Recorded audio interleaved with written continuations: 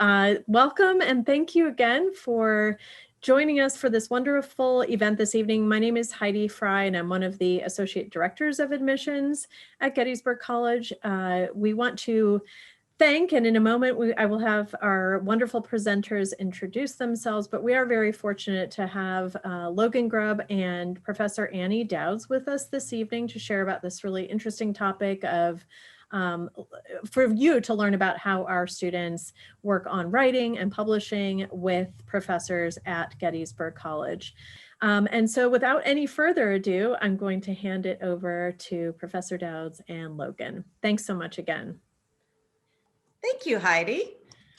So thanks everybody for joining us tonight. I'm going to introduce myself and give a little background, then we'll let Logan introduce himself, and then we'll get started with the program. So as she said, I'm Professor Annie Douds. I was a trial lawyer for about 20 some odd years. I retired, but during the time when I was practicing law, I took a couple years off and got my doctorate in public policy. And so I had been keeping my eye on the Gettysburg College Public Policy Program because I had heard they were going to launch it. And 3 years ago they did. And so I applied and was delighted to be invited to come on board to run the Gettysburg College Public Policy Program. And so I left the practice of law full time, and this is all I do, and I love it. I also, at Gettysburg College, I also run what we call the Women in Leadership Institute at the Eisenhower Institute.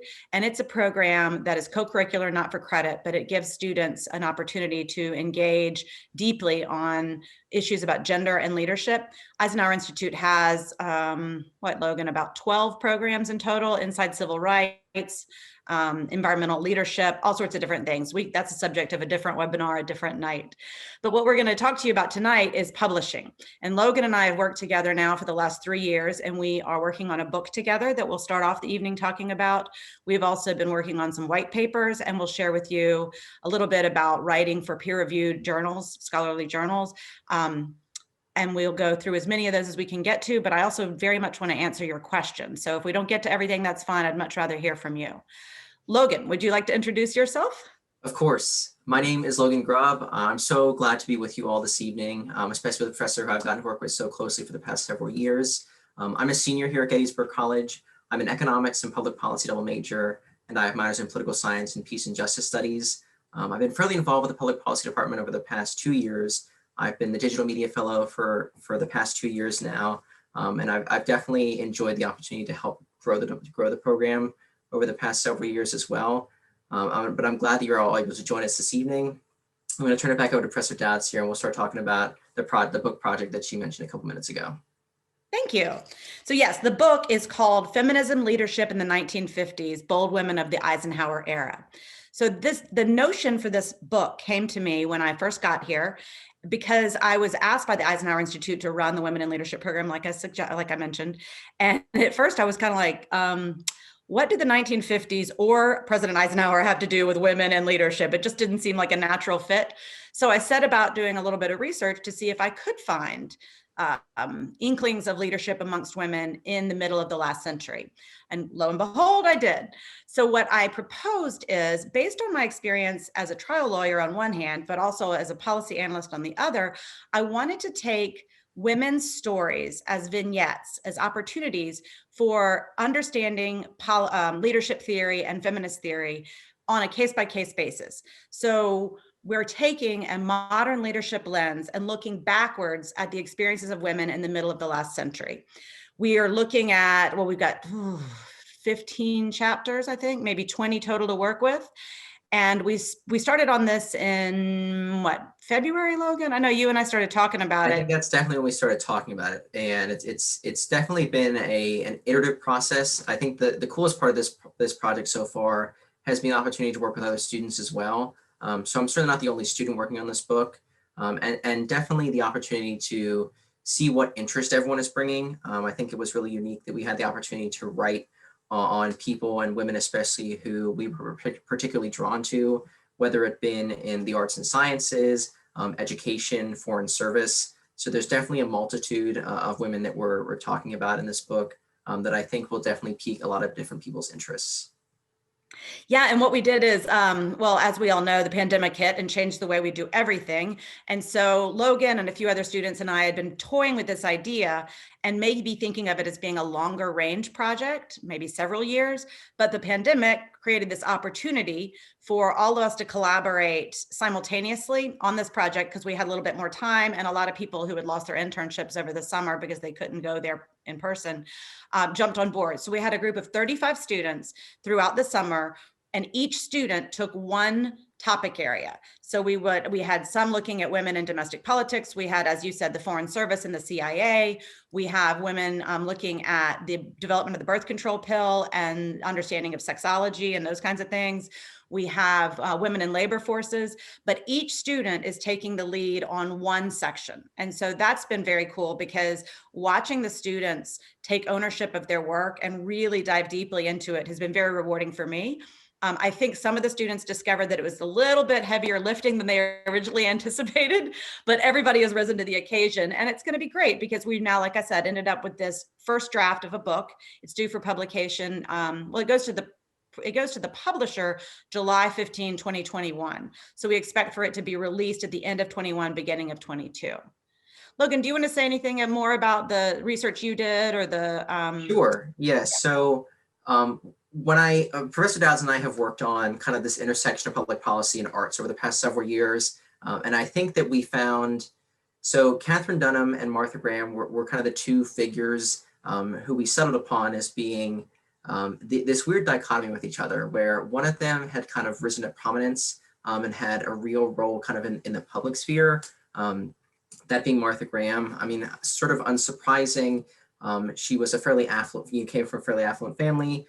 She was a white woman, and so it was very easy for her, I think, to have a career that was supported, especially a lot by the government sending her abroad to kind of advertise art, and oftentimes saying, like, this is what democracy in America looks like, and these are the kind of the things that under a free press you can do.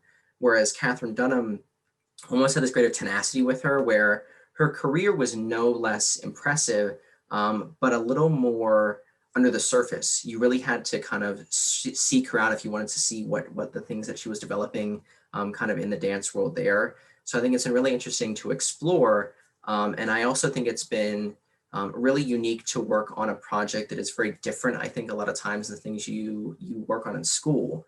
That this is certainly not, this is certainly probably not a paper that I would turn in for maybe an assignment. It's a little bit different style of writing. There's definitely a narrative aspect to it as well, but I think also weaving in these leadership theories that we talked about, you know, how does this interplay go back and forth with each other? Also to have this opportunity where, you know, the peers that I'm working with and Professor Dowds, I think, have this very, you know, level symbiotic relationship where we're very willing to share work with one another, say, here's feedback that I have for you, and vice versa. So I think it's been really great to work with her in that way as well. That also this cool fringe benefit at the end that I'll say, like, hey, there's a chance that I'll have my name on something, a publication, you know, that people might actually get a chance to read, that's beyond maybe something that's you know, an economic policy paper that I write for a really kind of niche topic that I have in one of my economics classes here on campus. Yeah, and I think it's been cool also to work where we're collaborating, like truly collaborating rather than professor-student. Like when you did your capstone, and I was obviously your mentor, but your instructor as well. Mm-hmm. And this is, I mean, Logan's editing me, I'm editing Logan. It's a very reciprocal experience. It's also required some students who are, you know, used to getting just minor feedback on a paper and like, yeah, great, you got an A. This is a lot more in depth. And so you have to have a fair amount of humility for someone to chop up your work and go, that's actually not very good. You know? And then you go, yeah, you're right, it was not that good. Let's start over. And so it's been very educational that way as well. But so Logan, the opposite extreme probably would be the white paper that you and I are about to publish at the end of release, not publish, release on December 31st. You want to tell them about that project? Because it's about as opposite as you can get from women in the arts in the 1950s. Definitely. So Professor Dowds and actually another one of my peers, Jared Michaels, had been starting this project. And initially they had been asked to do research on what are called DMOs. So these are called Destination Marketing Organizations. And essentially what these organizations do is they will operate within a community, and they're essentially the brand for an area or for a town. So where Gettysburg College is, the DMO there is advertising to kind of the larger community, whether it be Pennsylvania or even the United States, to say, hey, this is a cool event that Gettysburg is having. Maybe it's something during the summer that's, probably a couple years ago when they had the 150th celebration of the Civil War, this might have been something that this DMO was helping to push out to people. So we just wanted to see what are some of the best practices that were happening across the state. So Jared actually took kind of the bulk of the work to pick the 12 that we were going to interview, to kind of move on to the stage of actually reaching out to people who work at these organizations. So he looked at, places that had similar operating budgets. There were also within towns that had similar demographics of people the same size. So then I was brought in when we started to go through the interview process, which was definitely interesting as well. I think to work kind of in an academic sense where we have the scripted questions we want to get through, but you also want the conversation you're having with someone to feel natural and for them to feel, kind of comfortable sharing this information with you as well. So I think it was definitely neat to work on an assignment or kind of this project that is, again, different than something else I've done. And it's also a little more intimate being among the three of us versus this larger project it's among a much larger group of researchers. So I think it was also interesting to work on a project that was kind of prompted by someone else. We were approached to do this versus something necessarily that we said, hey, this is a cool idea.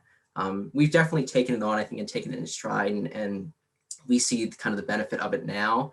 But I think that's definitely interesting as well to say that, once I graduate from Gettysburg, there's a chance that I'll be operating in a situation, maybe as a policy analyst, where someone is saying, hey, what are best practices of, hospitals in a given area or something like that. Yeah, and what's neat about this is it's given Jared and Logan an opportunity to produce what we call a white paper. So if any of you have ideas about going to work for a state or federal government organization, working for a think tank, working for a nonprofit organization, you probably will end up writing white papers. They are very issue specific. They are usually not that long, and they are designed to inform leadership about all aspects of an issue. So they're not supposed to be advocacy pieces. They are neutral, relatively neutral reporting of all the angles you can think of on a topic. So these DMOs, one reason they're really important to small towns is because they are funded with taxes. Like for those of you who are from maybe tourist places, you know about this idea of a pillow tax. Or if you've ever stayed in a hotel and you've seen on the bill, it's got all these little taxes on it. Well, one of those is a pillow tax or a per night tax. That money goes to the DMOs. And there's a lot of debate within Pennsylvania about how those tax dollars are best used by DMOs. So that's what our white paper is about, is we don't take a position. We say, based on the research we've done, here are the best practices with regard to allocation of tax dollars for purposes of destination marketing. It's easy people will undoubtedly be frustrated by some of our findings, but people will also hopefully take them on board and improve the way they operate throughout the state. So that's been exciting. They also, at least one organization that we have consulted with asked if we would come testify before their county council at the end of all this. And so I'm going to I know I'm going to invite Logan and Jared to do the testimony. I'll go with them. I mean, this is going to have to be virtual if it's any time in the short run, but it'll be another great opportunity for Logan and Jared to get some real world experience. I'll just add, Jared and I being two students who at least have an interest in working in local government after we graduated from Gettysburg, this is a great kind of first step into there. I also think it's very interesting, the opportunity to write a very objective paper and to say, like, these are the facts. I think something that I've learned about writing white papers is it oftentimes helps clear the air on things we're unfamiliar with, or say, like, I have this question, but then you want to answer it without adding any additional bias to that. So I think being able to say, like, these are the facts, do with them what you will. But then also in the writing of it, you have to say, like, I have to really get my point across in a, as succinctly as possible. So the chance that the person you're giving this to might have 20 of these to read, whether this be a congressperson or maybe in the military, you're working for some kind of general who they've got a lot of things going on in their day and they only have so much time to read about this one topic. And they've also got 20 other topics to cover. So you want to present the facts in a way that's digestible, but that's also kind of succinct as well. Yeah, and before we move into some other types of publication, y'all might be wondering, how do you go about getting in touch with a professor to write with them? Well, so Logan and I had worked together. Like I said, my first semester there, he was in my intro class, and then he's taken every class I teach. And he was on the Public Policy Student Council with me. He's the editor in chief of the Gettysburg Public Policy Journal. So that was an obvious one, right? But what if that's not you? What if it's your first semester, your first year of college, and you're like, but I kind of want to get into this. So there are a couple of ways. One is a push. You'll get some professors who will send out emails and say, hey, I've got this project. Anybody interested? So that's good. But another is you're going to need to pull a little bit. So if you have areas of interest that you really care about, go find faculty when you get to college, look up their concentration areas. You should be able to pull their bios from the websites and go to them and be like, hey, if you ever have a project that you're interested in working on, say, like my background is a lot of research in criminal justice reform. I've had many students come to me and say, I see that you've published a lot on criminal justice reform. Could I help you on some project? And I've done now, I mean, I'm just off the top of my head. Well, I just finished a book. It's actually going to the publisher on December 15th with 4 students writing 4 different book chapters with me one's on homelessness courts, one's on human trafficking courts, one's on veterans courts, and one is on gun courts. And so those 4 students took the lead on developing those chapters. I give them a lot of rudder because I'm the editor of the book. But at the end of this, they now have book chapters in their name and they're first authors on those. And so I identified those students, not because I put out a call for help, but because they came to me after class or during office hours and said, I'd like to do something. So bear that in mind as you move forward in your academic career. And I think that that's something, oh, I was gonna say, I think that's something that's especially unique about Gettysburg as well. That being in a class where, especially intro class, even if you're only 30 students, that's not a lecture of 300 students. That you would definitely have an opportunity to build a relationship with your professor. Even if in your first couple of years, it might be, a little more pleasantries, but you're able to then develop those. I think there is a certain level of, you have to also introduce yourself to someone or go to those office hours. I think that's a great time to connect with professors as well. And as Professor Dowds said, I think especially if you maybe volunteer for things that they're doing, that also, and you kind of prove yourself there, that also sets you up then, I think, for that professor to gain a little more comfortability saying, yes, let's continue to work on something, because they can see that you're definitely an interested and motivated student. Another type of publication that we do a lot, and you'll hear all about this when you get to college. All academics are expected to publish a great deal, but it's not just publishing random stuff. What we're doing is we're actually trying to create knowledge, new stuff that people haven't thought about before or haven't documented before. So I'll give you an example there. A woman named Haley Schultz, she's a senior also. She's working with me on 2 articles that relate to the same thing. And the target for those pieces are peer-reviewed academic journals. So those are the highest level of journals in the academic world.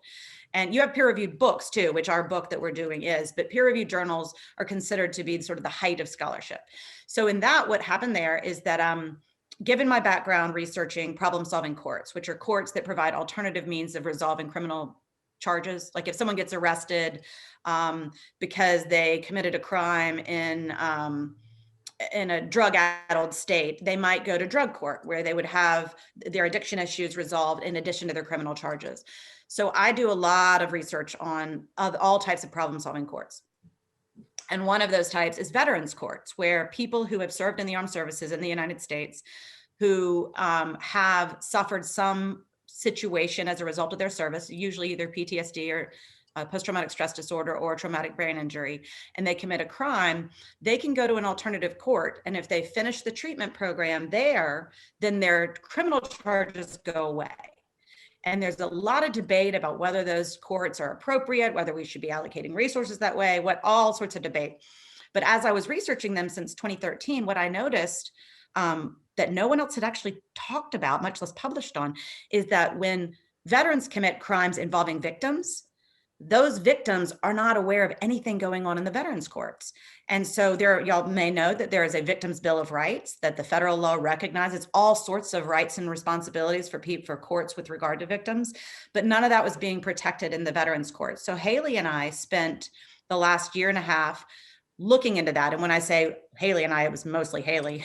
She was doing all of the observational research. So what she did is we surveyed all the veterans courts in one state, and then she followed up with email questions, and then she went and observed proceedings in a sample of those veterans courts in that state, and then she synthesized everything she found into a report, like a white paper, on the status of victims' rights in those courts. And now we're taking that white paper and fleshing it out a bit more with some larger data sets. And we're going to publish that in a peer-reviewed journal coming. My target is to get it out the door by December 31st, because I plan on spending all next year finishing the Bold Women book. But that, I mean, Haley's piece is just about done. So she'll have a peer-reviewed publication as she heads to either law school or grad school, which are her two objectives. And most professors at Gettysburg College do that kind of thing. I mean, just off the top of my head, I can think of colleagues in poli-sci and econ and in psychology who are publishing with students, and the students are leading the research in peer-reviewed journals. And I think that's a great example of you working with a professor probably on more of a mentor basis, where you, the student, have, you know, you're taking on the impetus of the work, and it's something that you're super interested in. And then you say, like, you kind of throw all your ideas on a page, and then you come to the professor and say, okay, so what of this is relevant? And then in that sense, the professor is helping you tighten up your writing, hone your writing. And Professor Dowds is right, you know, to go through the peer review process, it's very unlikely that the first time they're just going to greenlight you. You know, it's something where you both put the paper in the best way that you think it is, and then you put it out there, and then your, you know, colleagues who are reviewing that for you say, yeah, this is great, but these are the things you need to change, whether it be small things or substantive things. So it's one thing to do the research, but then it's a whole nother thing to go through the peer review process as well. I think oftentimes, you know, in high school, we have this idea where once I finish the paper, it's done. Well, sometimes when you're publishing, that's not the case. You know, you have that when you finish it, it often is really just the first rough draft. And then you really continue to polish that. So it's something that we have at Gettysburg. We have several academic journals on campus for history, kind of just the general cupola is what we call it, is kind of our institutional repository. So you can publish in there, which is a lot of times for students might be doing final papers for a class or a term paper, or a capstone might go in there as well. My colleague Dan and I, Janzo, we just created the Gettysburg Journal for Public Policy this past summer. So we are working on the inaugural edition of that. We just met with our editors this past Friday. So it's great to kind of see this come to fruition. I think we have a great editorial board this year, but this will be another opportunity for students, especially in the public policy department at Gettysburg, and also recent graduates as well, to either continue to hone their writing, or maybe they'll take a paper that they worked on before and polish it up as well. I think that's a lot of times what students have the opportunity to do here at Gettysburg and kind of publish in our journals. They might have a paper that they really liked, that they might not necessarily think is for a journal, or maybe it's a white paper that they want to continue to flesh out into a further research paper. They can continue to add to that and make it publication worthy, I guess is the way I would put that. So then you go through the peer review process as well. And I think that's a great opportunity to have, certainly before you graduate from Gettysburg too.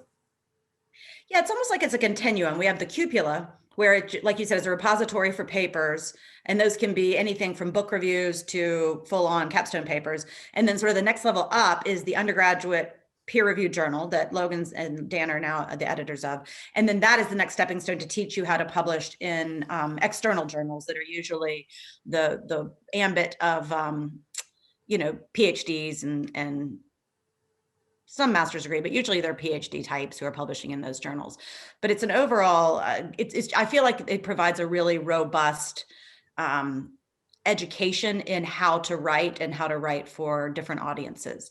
Another aspect of it that I think is helpful to students is if you're going to be doing this kind of research where you are interviewing people and you plan on publishing it, then you have to complete a certain ethics certification that all colleges, all universities require this of anybody who's doing, we call it human subjects research. Anytime you're doing any research involving interacting with any other people, you have to go through this process through the Institutional Review Board. And so all the student authors I write with take the little, it's not long, but it's an ethics certification program, and then they get the certificate, and it ensures that they understand how to conduct research ethically. And that certification is good for 4 years. So it's a nice thing to add to your resume at the bottom, because then if someone's looking at it, it signals not only do you know how to do research ethically, but you've completed this world recognized certification program. And it also shows that you go the extra mile, because most classes aren't going to require you to do this certification. It would indicate that you were doing something a little bit heavier than normal classwork. And I think, as part of that, to go through the institutional review board process as well, to say that you have this idea, but then that has to be approved internally.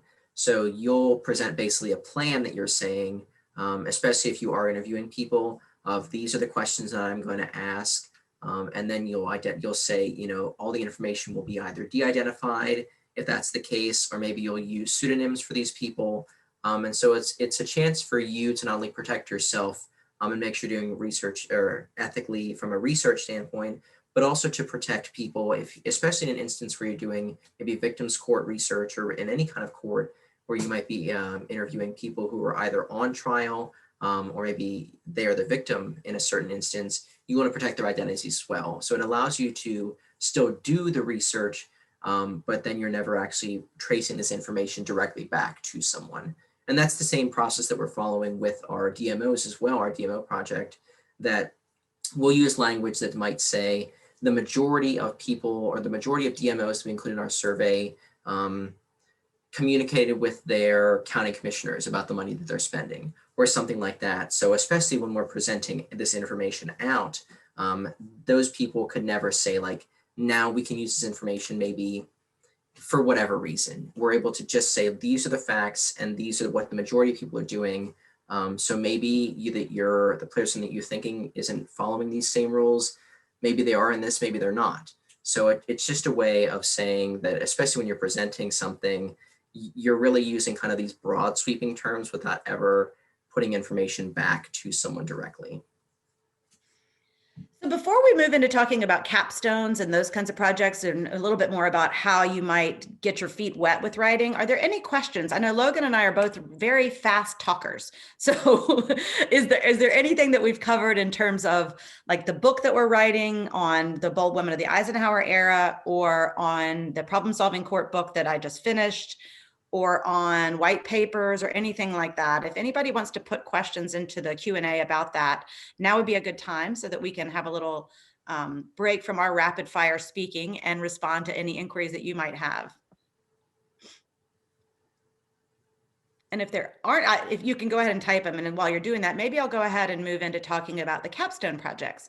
Because even if you're not thinking that you're the type of person who's going to show up the first week of school and be like, okay, who can I publish with? That you don't have to be that case at all.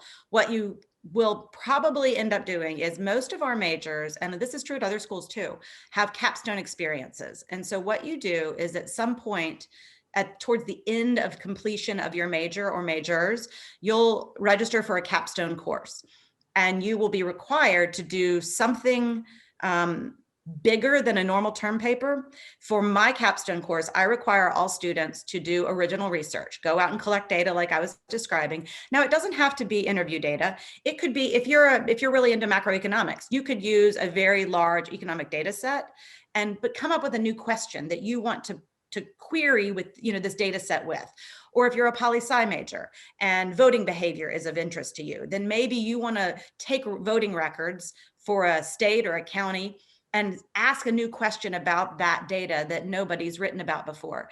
It's a lot easier than you might think to come up with those kinds of questions if you just kind of sit around and brainstorm. We actually do a session on brainstorming in our capstone class to get the ball rolling. So then you take that original research that you write and you do I teach you how to do a literature review, how to write a methods section, how to develop the research question, how to investigate, and then how to report what you've found. And it's a way to tinker with the idea of more formal publications without committing to anything you aren't ready to do. Most of my capstone students come back and go, oh man, I want to publish this somewhere. And then some of them actually do follow up on that, and we start talking about where they might find a good journal that would be a good outlet for their paper. Do you want to talk about your capstone project, Logan? Sure. So I think just the first kind of thing that I'll start with is, when you're doing research in college, and this is kind of part of the publication process, is you'll often be told, where is your paper adding to knowledge, right? You want to ask questions that are, even if it's a very specific question, you never want to repeat research. What you could even do is you could say, this is research that's been done, and you can critique that, or you could even do a replication study. A lot of times that's what will be done in the hard sciences as well, to say, like, this is the results, but are these actually true in a replication? So the research that I did was called a systematic review. So essentially, and it's also, so this is another part of research as well, to say, what's the scope of my research? It's very easy, especially as an undergraduate student, to keep adding things. And at a certain point, you have to stop. You have to say, like, this is the time that I have to actually complete something. This is what's reasonable for me. And so that's a lot of times at the end of your paper, you'll say, given more time, I would have liked to include this, or this is where additional research can be done, can be picked up, can include this in another round of research. So I wanted to know what was the impact of community-based art programs on social health and well-being. So my original idea behind this was, in the news for years now, we've heard that in public education, especially, if budgets are being cut, or there have to be kind of, we're trimming the fat here a little bit, it's might be going to those extracurricular programs that might be seen as not necessarily adding as much curricularly, but nevertheless, as someone who was an art student and who's involved in our choirs at Gettysburg, was a pretty integral part of my experience. And so I wanted to see, one, were community art programs that existed outside of the schooling system able to step in and fill that gap? But then what was the benefit of those for people? When they're in the community, it's not just benefiting students, it's also benefiting people who live in that area as well. So Adams County is a great example where Gettysburg is, that we have an arts council there.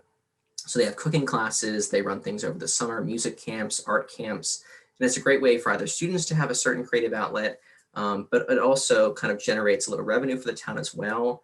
So there's a lot of benefits to these.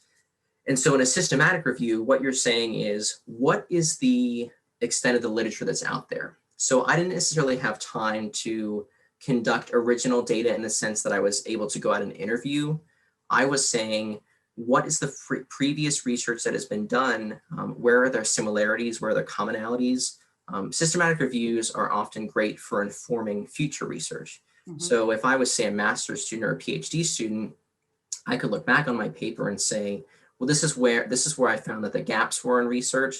This is where I would fill in, and this is where I would pick it up. And so I think that's a great first step in the door, where you're saying, I'm not necessarily creating or finding original data in the sense that I'm going out and interviewing people, or I'm collecting quantitative things. It's very qualitative in the sense that you're saying, I read like 100 plus articles, 100 plus academic articles. Where are the commonalities in there? If, say, 73 of them found that there was a real benefit to community-based art programs, they had positive words attached to them, they found there were benefits from them, that's where I'm adding to that. So if I was from a subjective policy standpoint, you could give that to, say, a senator and say, look, this is what people are actually saying about these art programs. We should be helping to fund these, or make sure that they exist, or that there is an environment for people to be able to actually actively participate in something like that. Yeah, that's a wonderful description. I'm so pleased. I did my job on that one. All right. So rather than go into more capstones, I'd like to offer to anyone out there, whether it's you or if you have a family member who's listening in, if you have any questions about publishing, or if you have any questions about Gettysburg, the college, or the community. I mentioned that I've only been at the college for 3 years as faculty, but I chose to live in Gettysburg. My husband and I decided we wanted to pursue our second careers in an area more outside the DC area. We were DC people. And so we moved up the road to Gettysburg because it's easy to get back to DC. In fact, my husband kept working down there for 4 more years after we moved here.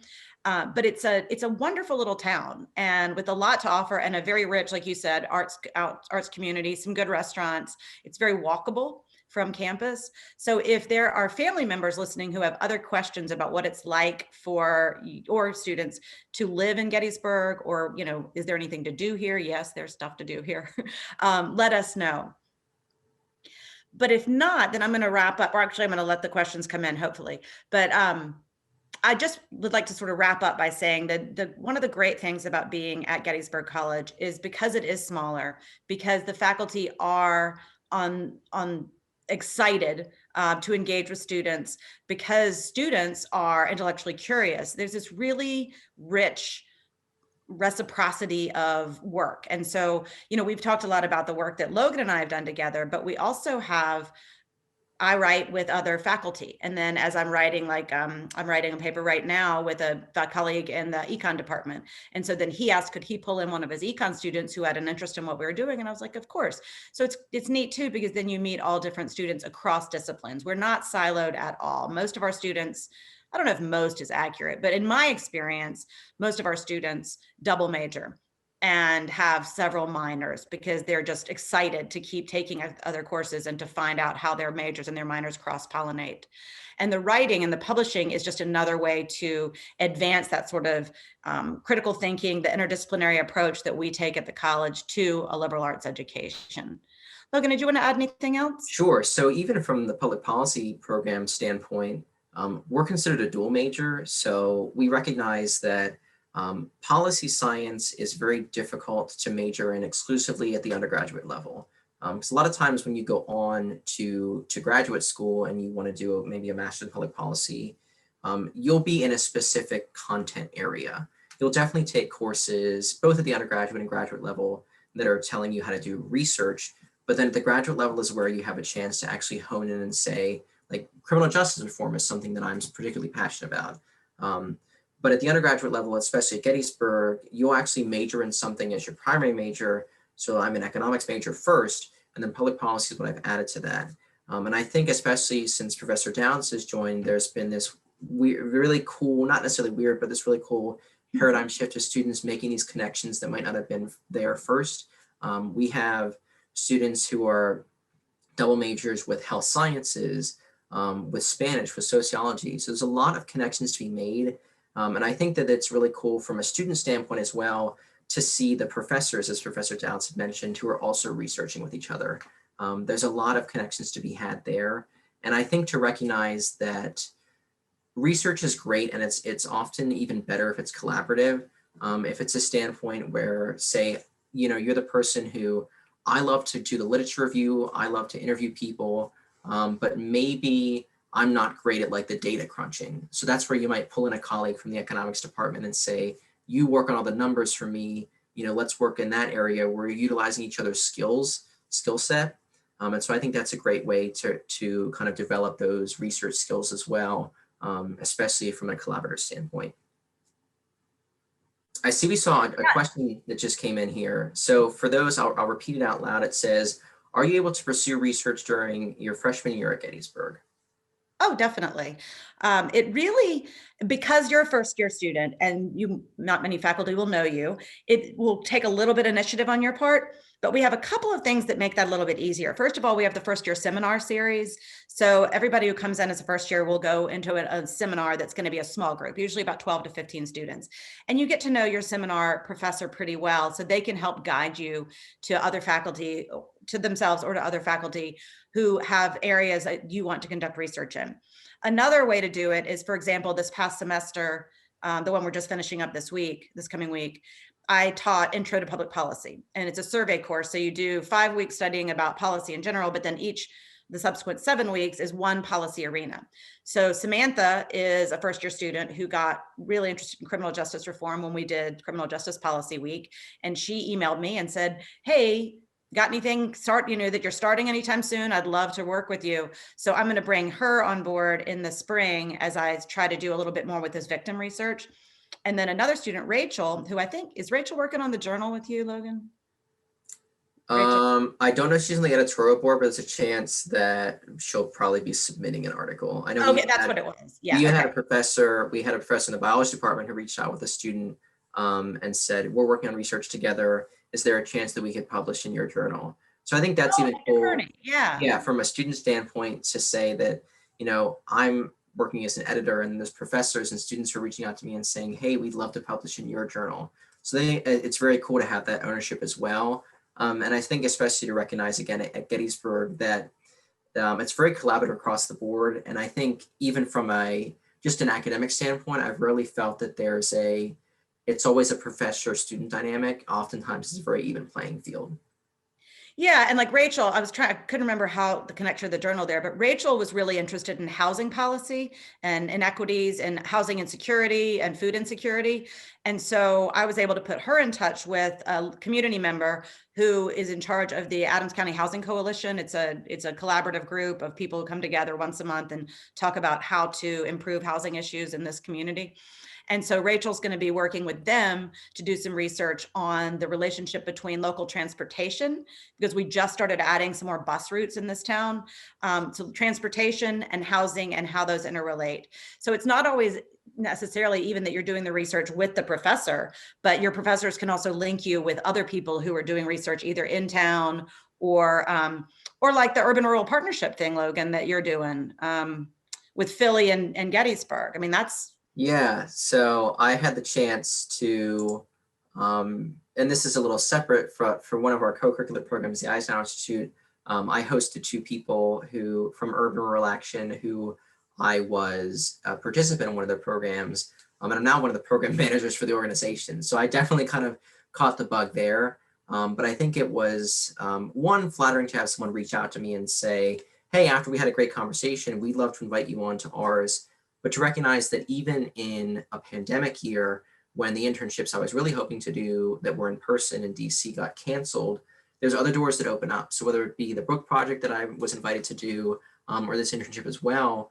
So I've worked with them now since March or April. I ran a program that was through Georgetown and Wilson colleges. I was the primary point person there. And now we're looking to explore a similar academic collaboration between schools in Philadelphia and Adams County. It's at the very, very ground level stages, but that's definitely another thing where you'll find, I think at Gettysburg, whether it's publishing or other academic opportunities, they kind of just pop up and sometimes even fall in your lap. So you can definitely take the initiative to find them, but sometimes you're even lucky enough that they really just show up for you. And it's really just about then following through with them and making that initial connection with someone. Because I think you never really think that, someone might come back around and say, hey, this is great. Or even if you're just having an initial conversation with someone, or you're hosting a guest through Professor Dowds' Women in Leadership Program, they might come back and say, hey, we loved having a chance to chat with you. Do you want to come intern with us? Do you want to come work with us? Those opportunities that Gettysburg really allows you to have are second to none, I think. Mm-hmm. So if publishing is something that interests you, whether it's publishing a white paper that is actually not a publication, it's more of a release, like I mentioned before, or publishing internally, like at the Cupola, publishing to the external world, but at the undergraduate level through one of our many undergraduate journals, or if it's more formal publishing like books or scholarly journal articles, that I don't want to say the opportunities are endless, but they're pretty amazing. And again, I think that's in large part because of the nature of the Gettysburg community. It's just a very collegial place to be. Yes, like you notice Logan calls me professor, so we use titles. Some professors go by their first names. I'm old school because I'm old, and so I use my title, but it's not the distant relationship that some other institutions might have, where there's a lot of accessibility, there's a lot of interaction that allow for publications across all different levels. Logan, did you want to wrap us up? Or see if there are any Yeah, other questions? I think I'll just, conclude with one, thank you all for taking the time to be with us this evening. I think it's just one, vignette, as we, mentioned earlier, of something that's an opportunity for you at Gettysburg. If you want to leave here and have publications to your name, the opportunities certainly exist. I think there's definitely an initial first step you sometimes have to take as a student, but definitely know that those are there. So we look forward to hopefully I'm unfortunately graduating. Fortunately and unfortunately. Yeah. But hopefully, we'll see some of you at Gettysburg in the next year or so. But I think I'll just conclude with thank you for taking the time on a Sunday evening to join us here. Thank you so much, Logan. Yes, and thank you, everyone. And if you do come to Gettysburg, please stop by my office. Hopefully, we will be back to having normal office hours this fall. And I'd love to have you stop in and have a cup of coffee. Wonderful. I will just do the final wrap up and say, on behalf of myself, I very much enjoyed hearing from both of you, and I'm certain that all of our participants did as well. So thank you to Professor Dowds and to Logan for their time and wonderful contribution to this conversation. Please do continue to join us. We have a number of fun, interesting, topically oriented events coming up, virtual events coming up over the rest of this month and into January, and then they will continue from there as well. So stay tuned to us, and if you have any questions at any point, please do feel free to reach out to us in the admissions office. We'll look forward to talking with you and continuing to answer your questions. So thanks again, everyone. Have a good evening and a good week.